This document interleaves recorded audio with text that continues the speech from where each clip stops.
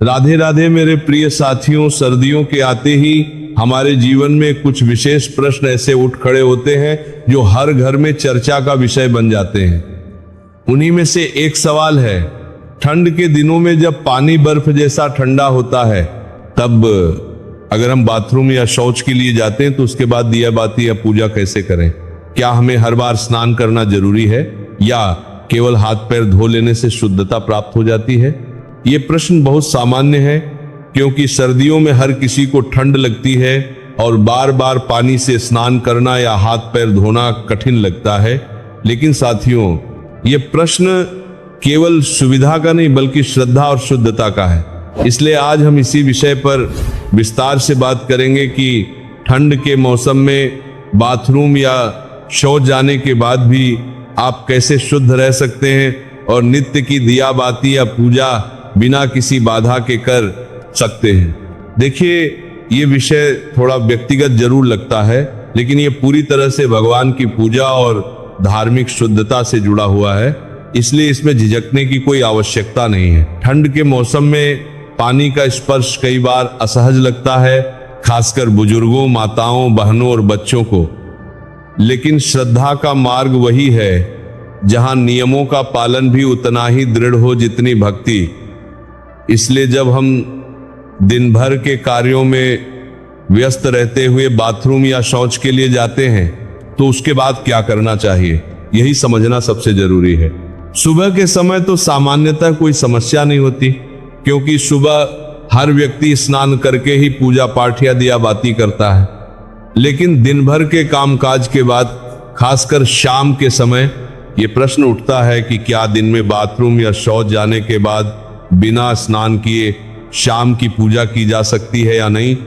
ये वह समय होता है जब शरीर थका हुआ होता है और ठंड के कारण बार बार पानी का प्रयोग करने में मन नहीं लगता। लेकिन धर्मशास्त्रों और परंपरा के अनुसार अशुद्धता और शुद्धता के नियमों का पालन करना आवश्यक माना गया है, क्योंकि पूजा पाठ तभी फलदायी होती है जब मन और शरीर दोनों पवित्र हों। अब समझिए, अगर आप केवल बाथरूम गए हैं तो उसके बाद आप पूरी तरह से अशुद्ध नहीं होते। इस स्थिति में स्नान करना आवश्यक नहीं है, लेकिन शुद्ध रहने के लिए कुछ छोटे छोटे नियम हैं जिन्हें पालन करके आप बिना किसी संकोच के शाम की पूजा या दिया बाती कर सकते हैं। जब भी आप बाथरूम जाएं तो लौटने के बाद सबसे पहले अपने हाथों को अच्छे से धोएं, उसके बाद अपने पैरों को पानी से धो लें। तीसरा काम जो आपको करना है वह 3 बार कुल्ला करना। कुल्ला करने से शरीर के भीतर की शुद्धता बनी रहती है और अंत में थोड़ा सा पानी अपने चेहरे पर छिड़क लें या गीले हाथ से मुंह पर फेर लें। ये 4 सरल क्रियाएं आपको शुद्ध बना देती हैं। इस प्रक्रिया में बहुत अधिक पानी की आवश्यकता नहीं होती, इसलिए ठंड के मौसम में भी इसे करना सरल है। ये नियम केवल माताओं और बहनों के लिए ही नहीं बल्कि सभी के लिए समान रूप से आवश्यक है, चाहे पुरुष हो, बुजुर्ग हो या बच्चे। अगर कोई व्यक्ति इस तरीके से शुद्धता बनाए रखता है तो वह बिना स्नान किए भी शाम की दिया बाती कर सकता है। लेकिन हाँ, ध्यान रहे कि यदि आप शौच गए हैं तो स्थिति पूरी तरह से बदल जाती है, क्योंकि उस समय शरीर और वस्त्र दोनों अशुद्ध माने जाते हैं। अब बात करते हैं उन लोगों की जो दिन भर घर से बाहर रहते हैं, जैसे नौकरी करने वाले, विद्यार्थी या कोई ऐसा व्यक्ति जो ऑफिस या कार्यस्थल पर दिन बिताता है। ऐसे लोगों के लिए यह नियम थोड़ा अलग है। जब आप शाम को घर लौटें तो सबसे पहले अपने हाथ पैर धोएं, 3 बार कुल्ला करें और साफ कपड़े पहन लें। अगर संभव हो तो स्नान अवश्य करें, लेकिन यदि ठंड बहुत अधिक है और स्नान करना कठिन लगता है तो हाथ मुंह धोना और वस्त्र बदल लेना पर्याप्त है। इससे आपका शरीर और मन दोनों ताजगी और शुद्धता का अनुभव करेंगे और आप श्रद्धापूर्वक अपने घर की पूजा या दिया बाती कर सकेंगे। अब बात करते हैं हमारे बुजुर्ग साथियों की, जो सर्दियों में ज्यादातर समय मोजे या स्वेटर पहने रहते हैं। ठंड के कारण कई बार वे इन्हें उतार नहीं पाते और उसी अवस्था में पूजा करने की इच्छा रखते हैं।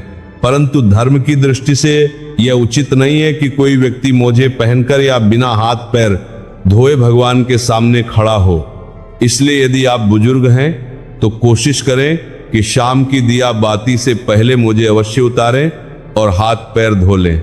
यदि पानी बहुत ठंडा है तो गुनगुने पानी का उपयोग करें।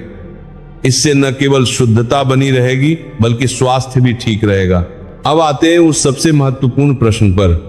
अगर कोई व्यक्ति दिन में कभी भी शौच जाता है तो क्या वह शाम की पूजा कर सकता है? इसका उत्तर स्पष्ट है नहीं।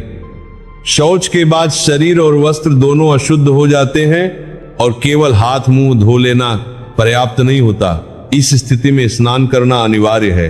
अगर आप शौच के बाद स्नान नहीं करते और फिर भी पूजा या दिया बाती करते हैं तो यह भगवान के प्रति अनादर माना जाता है। ऐसी स्थिति में आपको या तो स्नान करके ही पूजा करनी चाहिए या उस दिन पूजा किसी और से करवा लेनी चाहिए। धर्म ग्रंथों में कहा गया है कि शौच के बाद की शुद्धता तभी समाप्त होती है जब शरीर पर शुद्ध जल का स्पर्श हो। इसलिए अगर ठंड बहुत अधिक है और स्नान करना कठिन लगता है तो आप गुनगुने पानी से स्नान कर सकते हैं। यह न केवल धार्मिक रूप से सही है बल्कि स्वास्थ्य के लिए भी लाभकारी है।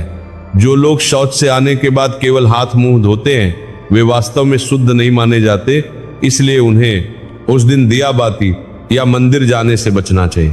सर्दियों के समय एक और समस्या ये होती है कि लोग कई परतों वाले कपड़े पहनते हैं, जैसे स्वेटर, जैकेट, ऊनी कपड़े आदि। शौच जाने के बाद इन सभी कपड़ों को धोना संभव नहीं होता। इसलिए बुद्धिमानी इसी में है कि जब आप शौच के लिए जाएं तो केवल हल्के कपड़े पहने जिन्हें बाद में आसानी से धोया जा सके। बाकी के कपड़े बाहर उतार दें ताकि वे अशुद्ध न हो। लौटने के बाद स्नान करें और फिर साफ कपड़े पहन लें। इस तरह आप अपनी धार्मिक पवित्रता और स्वास्थ्य दोनों का ध्यान रख पाएंगे। जो लोग घर पर रहते हैं और दिन भर के दौरान बाथरूम जाते हैं उनके लिए वही नियम लागू होता है। हाथ, पैर और मुंह धोना, 3 बार कुल्ला करना और यदि संभव हो तो थोड़ा जल चेहरे पर छिड़कना। अगर आप इस नियम का पालन करते हैं तो आप शाम की दिया बाती बिना स्नान किए भी कर सकते हैं। लेकिन अगर शौच गए हैं तो स्नान अनिवार्य है, क्योंकि शौच के बाद शरीर की अशुद्धता केवल स्नान से ही समाप्त होती है। एक और बात ध्यान देने योग्य है। कई बार हम सोचते हैं कि इतनी छोटी बातों में क्या फर्क पड़ता है, लेकिन ये छोटी छोटी बातें ही हमारी भक्ति और शुद्धता को मजबूत बनाती हैं। भगवान की उपासना केवल मंत्रों या दीपक से नहीं होती बल्कि मन और शरीर की पवित्रता से होती है। इसीलिए चाहे मौसम कितना भी ठंडा क्यों न हो, इन नियमों का पालन अवश्य करें। आप चाहे तो अपने लिए थोड़ा गर्म पानी पहले से रख सकते हैं ताकि हाथ पैर धोने में असुविधा न हो। यदि कोई व्यक्ति बहुत वृद्ध है या स्वास्थ्य कारणों से स्नान नहीं कर सकता तो वह गुनगुने पानी से हाथ, पैर और मुंह धोकर भगवान का नाम लेकर दिया बाती कर सकता है। भगवान भक्त की भावना देखते हैं, परंतु जहां तक संभव हो नियमों का पालन करना ही श्रेष्ठ माना गया है। साथियों, हमने आपको विस्तार से बताया कि ठंड के मौसम में शुद्धता बनाए रखते हुए आप कैसे बाथरूम या शौच के बाद पूजा कर सकते हैं। इन नियमों का पालन करने से न केवल आपका मन शांत और भक्तिमय रहेगा बल्कि आपके घर में भी सकारात्मक ऊर्जा का प्रवाह बढ़ेगा।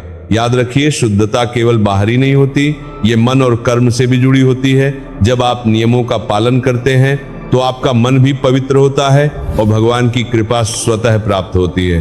अगर फिर भी आपके मन में कोई प्रश्न रह गया हो या कोई स्थिति समझ में ना आई हो तो आप उसे पूछ सकते हैं। हम उसे विस्तार से समझाने की कोशिश करेंगे। राधे राधे मेरे प्रिय साथियों, भगवान आपके जीवन में सदा प्रकाश और शुद्धता बनाए रखें।